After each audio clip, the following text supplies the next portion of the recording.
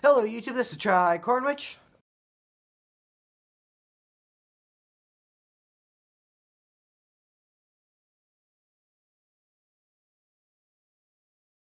And Try Cornwich is going to talk to you guys today, on this occasion of great importance, the first day of year 3, among other things, about the rough outline of CornMan's origin story, slightly more than 17.5 brief characters overviews, and a brief non-CornMan Q&A. But all of those things in reverse order. Let's replay the intro just for kicks, and to prevent me from writing a corny transition.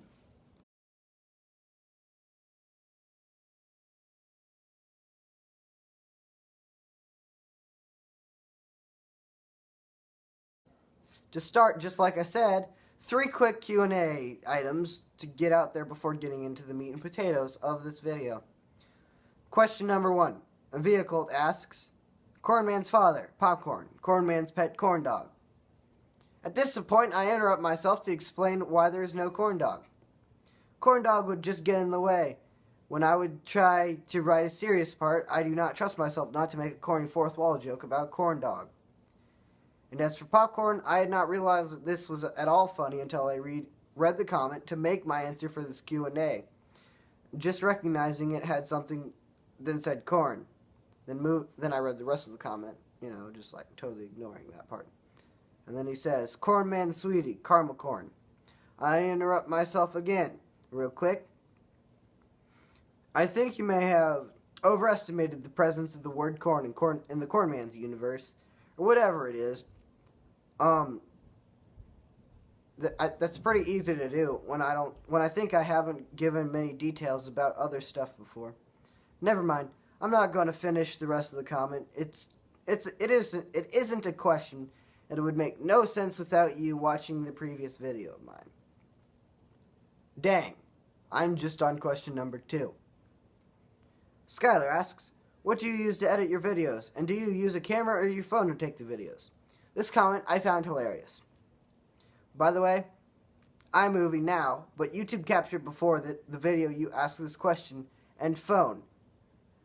I found this funny because I saw an Instagram picture of Skylar's where she was editing a video or something, and I was like, dang, I should start editing, or I should start doing that. And it was also funny because it was the first decent job I did at editing, and didn't just remove the parts where I wasn't talking, or where I was just sitting there. Question number 3. Jonah asks, you should never give Alexander a machete. Okay. Well, it wasn't really a question. It was just comment, get it, comment, it's hilarious. Okay, so I'm going to take this time in my video to address the fact that Alexander had a machete 2 inches away from my face. It wasn't 2 inches, by the way. It was like 2 feet. It was an angle that wasn't like parallel with my head. It wasn't perpendicular either. It was one of those skew angles where they would never interact. Or lines. They're not angles. They're lines, because there's like the parallel lines, and there's like the skew line, or perpendicular lines, and then there's the skew lines, where they really have absolutely nothing to do with each other. That's kind of the deal with, like, the machete was like over here, and like I can't even reach that, with either of my hands. But it was like right here. Okay, that was hilarious. Okay. So, really, and I didn't give him the machete, he just found it. People were making such a big deal about it. But, what you gonna do? I guess it's very confusing because normally people do not swing machetes slightly above and to the right of my head in my average YouTube video. Yeah, right.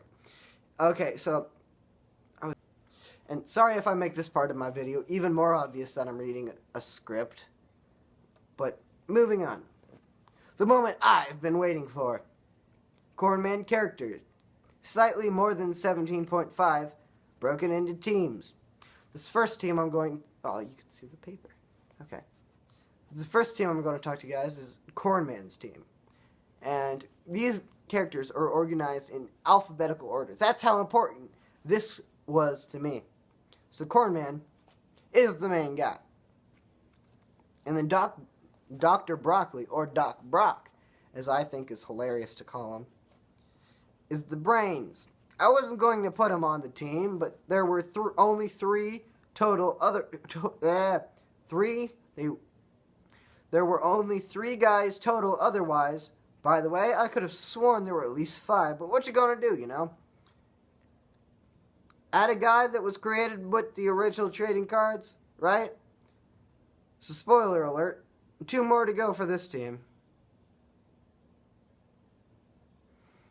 Gingerbread Man.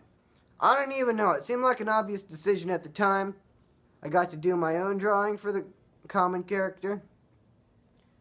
And then there's Radish, or Rad Dash.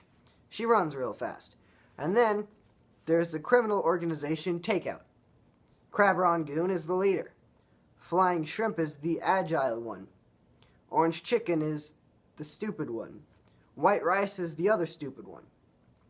The way I kind of like to think about him is like Crab Rangoon is the leader. Flying Shrimp is the agile one.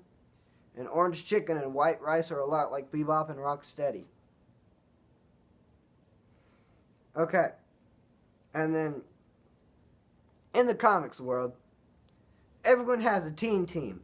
DC has Teen Titans, Marvel has the Avengers Academy, IDW has TMNT. Now I don't know what my team, I didn't want my team to be like the kid versions of other teams, like Young Justice is, at least the TV show at least, is of Justice League. Anyways, so the teen team. Human Bean, he was CornMan's first sidekick and a green bean. Pulp Man is a peach that is kinda a wolf man. Spuddy the Stuntman is a potato guy shot from a cannon with indestructible skin from the Garlics Park and Circus. Get to that later. Garlics Park and Circus is what I'm talking about. Tomato Paste is a liquid guy that can stretch and ooze. He is tomato sauce,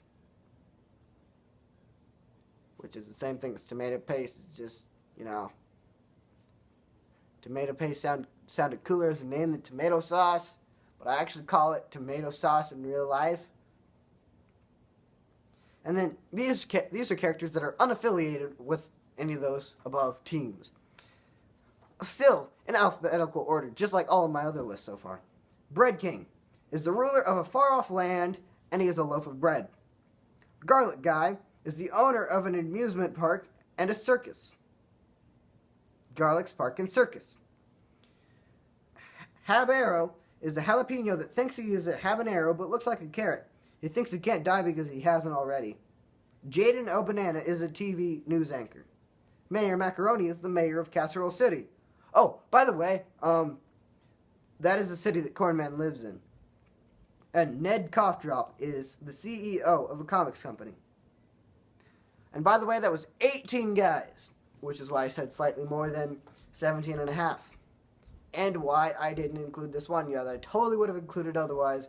It's just, you know, you're going to have to deal with the fact that there's one less guy that I would have put just because otherwise it was like half a number more than my favorite number. So, now on to the part that took longer to write. There is conveniently a page turn in my script. Now on the part that took the long. CornMan. This is the CornMan Origin Rough Draft Reveal. This is in chronological order, by the way, not alphabetical order. Because then everything would be in like the part with the C's, because they all start with CornMan. Well, not all of them. And then it would be really confusing because then there's like some that start with the, and I don't really know where to put the because it doesn't go with the T's, or you just skip the word the, because I've seen it both ways. I'm going to go with just skip the T's, but I'm lucky that I did that on the Human Being one. I don't even know what I'm doing. Even more stuff to edit out, yay! Okay. CornMan and Orange are hanging out. CornMan's at Cough Drop Comics. Orange is paralyzed from the waist down as a result of Takeout's actions. Jaden O'Banana is interviewing Mayor Macaroni about Takeout. CornMan decides to become CornMan. CornMan confronts the conniving criminals called Takeout in what turns out to have been a bad choice because the better trained characters of Takeout easily take CornMan out, causing CornMan to crack a bone. CornMan has to go into the hospital with Orange. Orange jokes with CornMan about CornMan taking out everyone out from Takeout and not leaving a guy for Orange to take once he gets his legs back. It is reported that a member of Takeout appears to be a Garlic Circus member, Flying Shrimp. CornMan gets out of his cast and trains. Garlic Gantuan of the entertainment industry is questioned about his knowledge of Flying Shrimp's position in Takeout. CornMan continues his brutal training, believing that it will help him cause the collapse of Takeout. The base of operations for Takeout is brought to the attention of the television viewers when a police standoff has been created. CornMan bolts to the scene of the crime, and that sounds like a great place to stop. Please leave any ideas in the comment section, including or discluding finishing that sentence. Check out my other video I posted today from Mr. Wall. It's going to be like over here. And I also talked about my schedule going forward. Remember that. Videos right around this section up at the top. And then, since I got some more room, I'll move over a bit. We are going to put another video. I don't know what it is yet. Probably I'm going to put my favorite video in recent memory. Right here. So, you can click on... I'd prefer if you clicked on the one on the top. But, because I'm going to talk about my schedule going forward. There's a Mr. Wall video in it a bit, you know... schedules, you know, I'm kind of going to agree to a schedule going forward from now on. So that is like, yay. Yay, you know. But thanks for watching, it's about, so, I had an outro. Longest to write. Huh. What a coincidence. That actually is a total coincidence, and I find that completely hilarious. Like, you don't know how hilarious that is to me. I'm going to have to edit this whole part out, but, you know, more power to me for doing it.